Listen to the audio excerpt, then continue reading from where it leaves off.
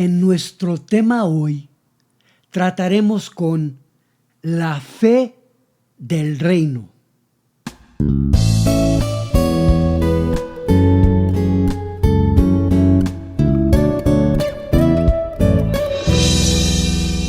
Estoy convencido de que nunca hay que confiar en ninguna persona que no haya sido probada. De alguna manera hemos desarrollado la idea de que las pruebas son un pecado, que pasar por una lucha, un reto o una batalla es clara indicación de que estamos fuera de la voluntad de Dios. Y este es un concepto erróneo muy peligroso. Cuando las cosas no van como pensamos, empezamos a preguntarnos si hay algo mal con nosotros, o si algo está mal con los demás, o que no estamos haciendo las cosas correctas, o incluso podemos pensar que las cosas están mal porque estamos pecando. Relacionamos las luchas y las pruebas con el pecado. Entonces, vamos a corregir esto hoy, porque esto no es cierto en su totalidad. Si has leído tu Biblia, debes recordar que en los evangelios hubo un incidente en el que Jesús se encontró con un hombre que era ciego. Y la historia realmente indica que era ciego de nacimiento. Y sus discípulos ya habían concluido la causa de su ceguera. Jesús llegó a un pueblo y un ciego le gritó pidiendo ayuda. Jesús se le acercó y empezó a tratar con la situación. Vamos a abrir nuestras Biblias a Juan capítulo 9 y vamos a usar la versión Reina Valera antigua en todo este mensaje. Verso 1. Y pasando Jesús vio a un hombre ciego desde su nacimiento, y preguntáronle sus discípulos diciendo: Rabí, ¿quién pecó, este o sus padres, para que naciera ciego? ¡Qué interesante! Y hoy esta pregunta se sigue planteando en tu mente y en la vida de nuestra comunidad. Por eso es importante que tengas una respuesta a esta pregunta. Si te roban el coche, la primera pregunta en la que se enfocan las personas o los comentarios que te hacen esas personas que te rodean pasan inmediatamente a cuestiones de integridad. Dicen: ¿en qué cosas malas andarás? ¿Por qué te sucedió eso? Si no anduvieras haciendo cosas malas, nunca te habrían robado el coche. Entonces, asumen que el coche robado es un cobro que te llegó a causa de algún pecado. Si tienes un aborto espontáneo, las personas dicen: ¿qué no andarás haciendo? Tal vez tu esposo es un pecador. Quizás tu relación no fue aprobada por Dios. ¿Podrá ser que no estás aportando suficiente tiempo o dinero a tu iglesia? Quizás Dios ya se cansó de tu ineptitud en servirle como Él se lo merece y te dio la espalda. Y construyen un caso masivo contra la experiencia de algo que parece ser negativo. Esta es una experiencia humana muy común. Así que aquí está Jesús enfrentando un problema donde un hombre tiene un problema físico. No puede ver. Y sus discípulos en sus mentes religiosas ya han concluido que es ciego porque su padre o su madre deben haber pecado. Como si Dios te toma y te aplica un buen castigo cuando pecas. Y Jesús respondió maravillosamente. Dijo, verso 3, respondió Jesús: ni éste pecó ni sus padres, mas para que las obras de Dios se manifiesten en él. Está diciendo: este hombre no es ciego por el pecado de nadie, pero esta ceguera es para manifestar la gloria de Dios. Qué impresionante, ¿verdad? Así que sería bueno hablar un poco de la palabra gloria, porque si una incapacidad, un problema, un reto o una prueba de ceguera está conectada con la gloria, entonces diríamos: dame más ceguera. Y ahí está la paradoja. Bien, escriban la palabra gloria para que podamos tratar este comentario que hizo Jesús. La palabra gloria es la palabra griega doxa, Esta ceguera es para la doxa de Dios. Eso es lo que significa la palabra doxa, naturaleza o peso verdadero. Esta ceguera es para mostrar la naturaleza de Dios, el verdadero peso del poder de Dios. ¿Y cómo puede este problema revelar la naturaleza de Dios? Bueno, la naturaleza tiene que ver con cómo es algo, con cómo es Dios. Bueno, la única manera de saberlo es ver a Dios revelar su verdadera naturaleza. Solo se puede saber lo fuerte que somos cuando intentamos levantar algo, ¿verdad? Así que puedes presumir de lo fuerte que eres, pero solo una prueba revelará lo que realmente puedes levantar. Entonces, la prueba revela tu verdadera naturaleza. ¿Eres realmente fuerte? Por lo tanto, ser probado no es una actividad diabólica. Las pruebas están incorporadas en el sistema de la fe. Jesús dijo: Dios se aseguró de que este hombre no pudiera ver hasta este momento porque tengo que mostrarles cómo es el poder de Dios. Así que necesito la ceguera para mostrarte que Dios puede hacer que un ciego vea. Y la ceguera y el ver no son lo importante. Lo importante es que Dios puede hacer esta obra. Así que la fuerza y el poder de Dios se revelan en las pruebas. Hablemos de este poder de la fe del reino. El reino de Dios no es una comunidad de personas perezosas, superficiales y tímidas. Somos duros. El 80% de las historias en la Biblia están llenas de pruebas. La Biblia está llena de actos de fe bajo enorme presión. De hecho, nadie llegó a tener su lugar en la Biblia sin pasar por pruebas. Cuando piensas en algunos nombres, piensas en sus luchas y pruebas, ¿verdad? Abraham no podía tener un bebé, Moisés no podía hablar y Dios nunca curó su habla. Fue un asesino, tuvo grandes problemas. Jacob le robó la primogenitura a su hermano, fue ladrón. Cualquier personaje que se te ocurra, gran parte de su vida estuvo llena de problemas. ¿Y por qué no hay solo cosas buenas sobre Jacob?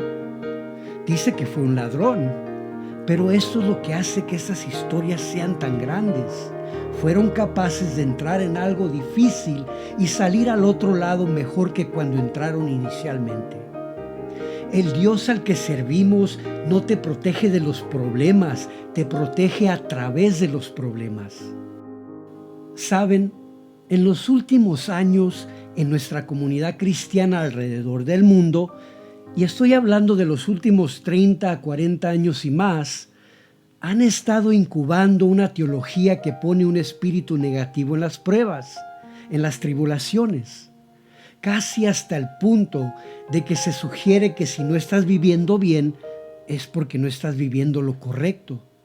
Si esto fuera verdad, entonces tenemos que descalificar a Moisés, tenemos que cancelar a Jacob, tenemos que descalificar a Abdías, a Jonás, Miqueas y Nahum, también a Habacuc y Daniel, especialmente a Sadrach, Mesach y Abednego, porque estos hombres no estaban haciendo nada malo y sin embargo Dios les permitió entrar en el fuego.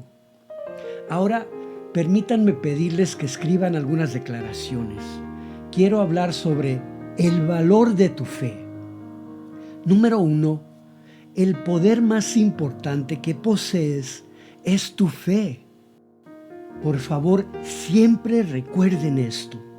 Quiero reforzar fuertemente esta realidad. ¿Cuál es el poder más importante que posees? Tu fe. Esta es la cosa más poderosa que posees y cuando la pierdes, lo has perdido todo. No solo es la fe la cosa más importante que tienes, sino que es la única cosa que amenaza al diablo. Mientras tengas tu fe intacta, él no puede tener éxito. Tu fe es tu única protección. Número 2. La fe es tu creencia y tu convicción que crea tu confianza en la vida. Solo puedes tener confianza si posees fe. Cuando pierdes la fe, no puedes tener confianza.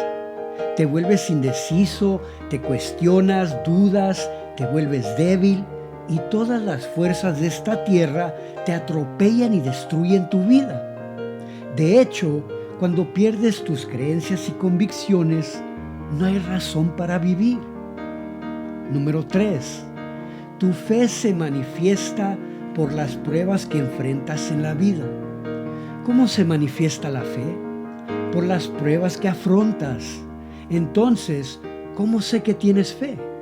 Tiene que haber una prueba. La única manera de que la fe se manifieste es a través de una prueba. Por eso Dios en muchas ocasiones se toma su tiempo para responder a tu oración. Porque no es la respuesta o la oración lo que más le interesa. Lo que más le interesa es lo que haces mientras esperas. ¿Sigues teniendo confianza durante tu periodo de espera? Ayúdanos, Señor. Ya no me impresiona que presumas de lo grande que es Dios contigo. Quiero oírte decir lo grande que es Él cuando tu fondo se desploma. Esta es la prueba. Número 4. Tu fe es tan fuerte como las pruebas que sobrevive. Voy a seguir repitiendo esto durante el resto del año. Y dilo conmigo. Mi fe es tan fuerte como las pruebas que sobrevivo. Dios solo conocerá el nivel de tu fe por la medida o tamaño de las pruebas que hasta hoy has sobrevivido.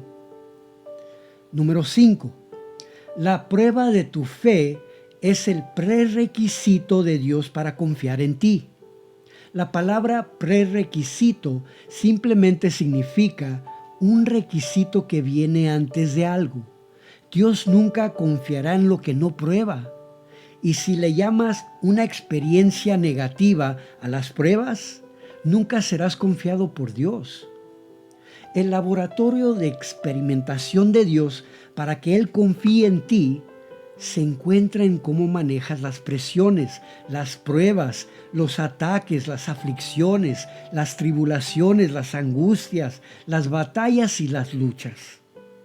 Seguro que se te ocurren 1000 ejemplos, pero creo que el mejor ejemplo de todos es el propio Jesucristo.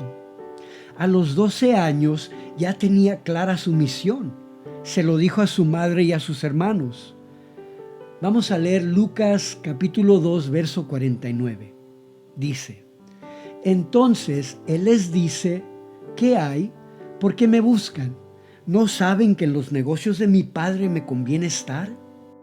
Él dijo, ¿por qué me están buscando? ¿Qué no saben que ya desde ahorita debo estar bien enfocado en los asuntos de mi Padre?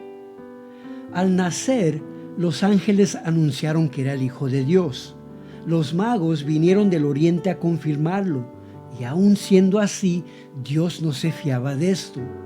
Y ahora, Jesús está listo a la edad de 30 años porque se requiere que alguien cumpla los 30 años para convertirse en rabí o maestro en su cultura. A los 30 años estaba listo para comenzar su misión. Y Dios dice, todavía no, falta la prueba primero. Y la Biblia dice que fue llevado por el Espíritu Santo a ser probado en el desierto. Mateo 4:1 dice, entonces Jesús fue llevado del Espíritu al desierto para ser tentado del diablo. La palabra tentado aquí es la palabra probado. ¡Wow! Al final de su prueba, que duró 40 días y 40 noches, la Biblia dice que cuando él había pasado la prueba, hay un verso después de esto que dice, Jesús salió del desierto lleno del Espíritu Santo. Lucas 4:1, y Jesús, lleno del Espíritu Santo, volvió del Jordán y fue llevado por el Espíritu al desierto. Juan 3:34, porque el que Dios envió, las palabras de Dios habla, porque no da Dios el Espíritu por medida. En otras palabras, Dios te llena de su Espíritu Santo en la parte delantera de la prueba, pero cuando terminas la prueba, te bautiza con un poder especial, ¿Por qué? Porque lo vas a necesitar para la siguiente prueba. ¿Sabías que tan pronto como salió Jesús del desierto lleno del Espíritu Santo, lo primero que encontró no fue una fiesta de celebración de cómo venció al diablo? No, la primera persona con la que se encontró al salir del desierto fue un hombre poseído por un demonio, su próxima prueba. Hay veces que decimos: Señor, acabo de salir de un problema muy grande, permíteme descansar, ¿sí? Y Dios dice: escucha, hijito, escucha, hijita, la vida de los ciudadanos del reino consiste en probar la fe. Y si tuvo que probarse a sí mismo, ¿quién te crees que eres? Creo que la oración más peligrosa que alguien puede orar es esta oración, y algunos de ustedes la han orado con gran ignorancia. Señor, úsame. Escúchame, no ores esta oración. ¿Qué pasó? Ya es demasiado tarde, ¿verdad? Ya la oraron. Y es por eso que ahorita están pasando por tantas aflicciones, porque Dios está respondiendo a tu oración. Si quieres que Dios te use, te va a llevar al desierto. Tienes que estar calificado para ser escuchado. Tienes que estar calificado para ser confiado. Dios nunca usó a nadie que no probó, y tu fe es igual de fuerte a las pruebas que sobrevives. Así que eres más resistente que la prueba que ahorita estás pasando.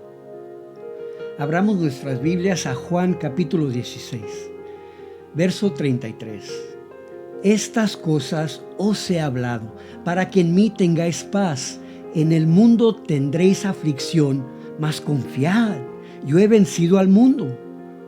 Así que anímense y regocíjense, alégrense mucho, porque mayor es tu recompensa al otro lado de tu prueba, al otro lado de esta crisis.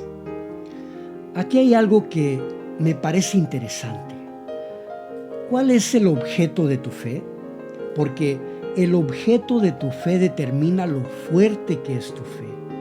Por favor, escriban lo siguiente. El objeto de tu fe. Número 1. La fuente de tu fe determina la calidad de tu fe. La pregunta es, ¿de dónde sacas tu fe? Si tu fe se desmorona bajo un poco de estrés, bajo un pequeño problema, una pequeña sorpresa, un suceso repentino, entonces quiero saber, ¿de dónde sacas tu fe? ¿Cuál es la fuente de tu fe? ¿De dónde viene? ¿Sabes por qué nos decepcionamos de las personas, sean quien sean? Puede ser tu cónyuge, puede ser tu padre, tu hijo, puede ser tu pastor, algún político, puede ser cualquiera, hasta un buen amigo. La razón que podemos decepcionarnos de ellos es porque tenemos fe en ellos. Y entonces nuestra fe es tan buena como ellos en su momento. Así que cuando cambian, nuestra fe en ellos también cambia. Entonces, ¿de dónde sacas tu fe? ¿Viene de las personas y las situaciones en las que te encuentras? Esta es una pregunta importante porque de donde sea que lo tengas, eso se convierte en la fuente y la calidad de tu fe. Número 2. El objeto de tu fe determina la cantidad o el tamaño de tu fe. Ahora, tenemos dos cosas aquí. Tenemos calidad y tenemos cantidad. Aquí preguntamos sobre la cantidad. ¿Cuánta fe tienes? En otras palabras, ¿de qué tamaño es tu fe? Esto depende del objeto de tu fe. ¿En qué pones tu fe? La mayoría de las ceremonias matrimoniales en las que participamos son dudosas. Déjenme decirles por qué digo esto. Cuando te casas con alguien, ese matrimonio se basa 100% en la fe. No se basa en el amor, se basa en la fe. Y es por eso que no dura, porque ponemos nuestra fe en una persona y esto determina la fuerza de tu fe. Recuerden, la fuente de nuestra fe determina la calidad, mientras que el objeto de nuestra fe determina la cantidad.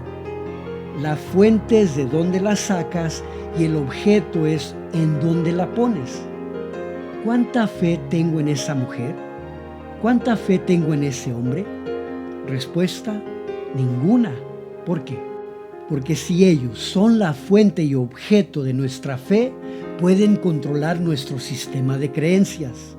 Y es por eso que escuchamos cosas de ellos como: ya no te creo.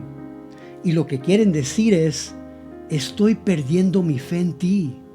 Bueno, si hubieras puesto tu fe en Dios y Dios es de quien dependes para mantener tu relación sana, entonces si algo pasa, tu fe no se mueve porque nunca estuvo en una persona. Sé que esto es profundo y lo voy a dejar en paz. Siento que estoy chocando contra una pared. Bueno, pero déjenme decir una cosa más sobre la declaración número 2. El objeto de tu fe determina el tamaño de tu fe. En otras palabras, tu fe es tan grande como el Dios en quien pones tu fe. Ahora, aquí está el problema con el Dios en quien pones tu fe. Muchas veces, si no conoces bien al Dios en quien pones tu fe, no puedes reclamar ningún derecho a Él. Y es por eso que la Biblia dice que debes estudiar, debes escudriñar, debes llegar a conocer a Dios por ti mismo, por ti misma. Porque cuanto más conocemos a Dios, más aumenta nuestra fe. Número 3. Tu fe es igual de segura como el objeto en el que la pones. Si tienes fe en la silla donde estás sentado ahora mismo, así de seguro te sientes. Algunos de ustedes llegaron y se sentaron en su silla y no inspeccionaron la silla a fondo. Simplemente se sentaron. ¿Por qué? Porque existe la experiencia de que han usado esa silla antes y tienen una confianza que les permite simplemente llegar y sentarse en ella y simplemente creen que estarán seguros. ¿Cuántos de ustedes se han caído de una silla endeble? Yo sí. Después de que me ocurriera esto, tomé la silla y la tiré a la basura. ¿Por qué? Porque mi confianza en esa silla falló. Tu fe es igual de segura como el objeto en el que la pones. ¿En qué está puesta tu fe? ¿Está en una iglesia o está en Dios? ¿Está en una relación o está tu fe en Dios? ¿Está en un ministro o en un pastor o está en Dios? Entonces, tu fe solo será igual de segura como el objeto en el que la pones. Número 4. La estabilidad de tu fe se determina por la estabilidad de su objeto. La razón que no se pone un ancla en la arena es porque cuando vienen las corrientes y soplan los vientos, crean inestabilidad. Por lo tanto, no puedes confiar en un ancla puesta sobre costas arenosas. ¿Sabías que un milagro es un acto temporal de Dios? Entonces no pongas tu fe en los milagros. Creo que este es uno de los problemas que tenemos con la relación espiritual que tenemos en el reino de Dios. De alguna manera medimos nuestra fe en Dios por lo que Él hace por nosotros.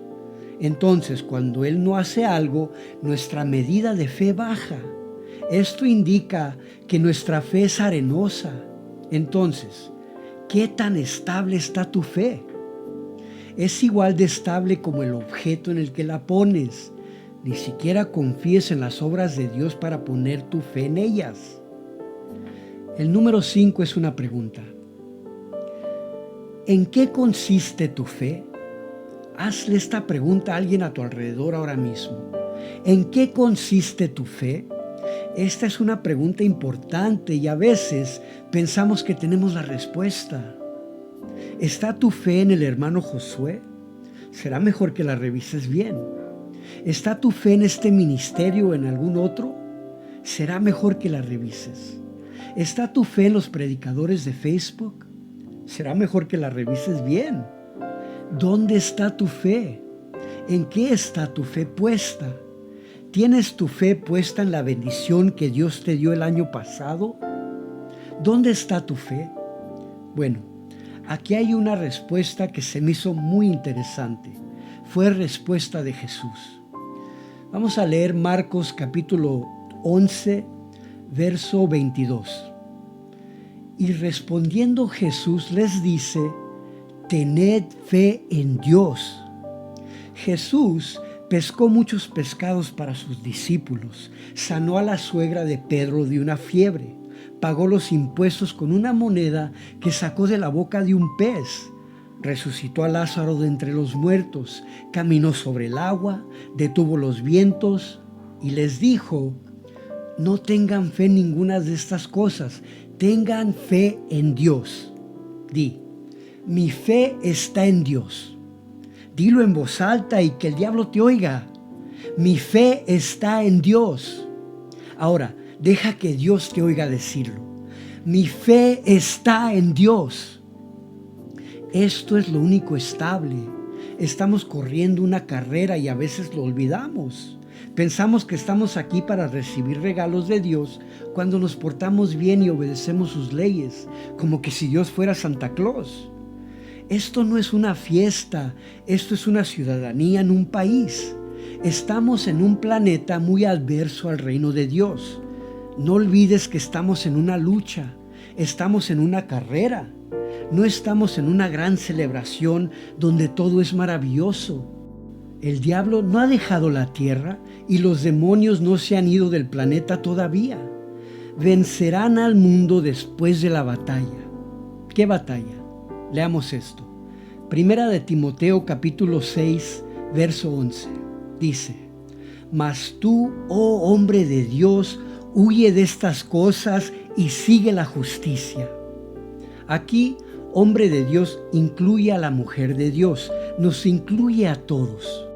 Si pretendes ser hombre de Dios, mujer de Dios, ciudadano del reino de Dios, pretendes pertenecerle a Dios, entonces huye de todas estas condiciones y circunstancias y persigue la justicia. ¿Qué es la justicia? Una posición correcta, sí. Estar posicionado o parado correctamente delante de Dios. Es cuando tienes una relación estable con Dios. ¿Por qué? Porque lo que sigue al verso es: la piedad, la fe, la caridad, la paciencia, la mansedumbre. La piedad y la fe son necesarias. El amor, la paciencia y la mansedumbre son necesarias. ¿Por qué? Porque debes pelear en una batalla. ¿Qué batalla? El próximo verso, primera de Timoteo 6:12, pelea la buena batalla de la fe. ¿Cuál es nuestra batalla? La buena batalla de la fe. En este sentido, ni siquiera estás peleando contra el diablo. Y este es un punto importante. Tú piensas que estás peleando contra el diablo. Y Pablo está diciendo que la pelea en el reino es una pelea por tus creencias. El diablo no es realmente tu enemigo final. Tu enemigo final son tus dudas. El trabajo número 1 del diablo es hacer que dudes de lo que Dios te prometió. Así que la batalla es salir a la superficie después de que hayas estado bajo el agua de la vida por mucho tiempo y dices: sigo creyendo en mi Dios. ¿Puedes vivir así? Puedes decir: lo perdí todo, perdí a todos y todavía creo más. Entonces ganas. No pierdes cuando pierdes tus bendiciones, pierdes cuando pierdes tu fe, porque tu fe siempre te devolverá tus bendiciones. Entonces el diablo dice: tengo que deshacerme de esa fe que tiene este hombre. Si logro destruir la fe de esa mujer, habré ganado.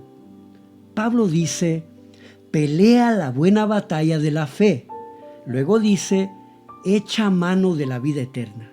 Entonces, tu fe no te llega así nomás. Pablo dice: sé que tienes la vida eterna, pero tienes que luchar para conservarla. No haciendo obras, sino luchar por preservar tus creencias, porque el diablo quiere incluso que dudes que eres salvo. Pero tú dices: si soy salvo, ¿por qué me pasa esto? Si somos salvos, ¿por qué nos pasan estas cosas? Si soy salvo, ¿por qué estoy perdiendo mi casa y mi coche?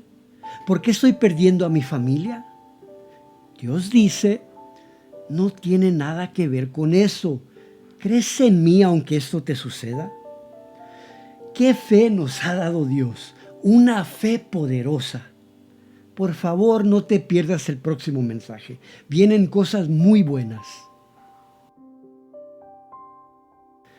Espero y este mensaje les haya traído una bendición con abundancia. Hasta la próxima.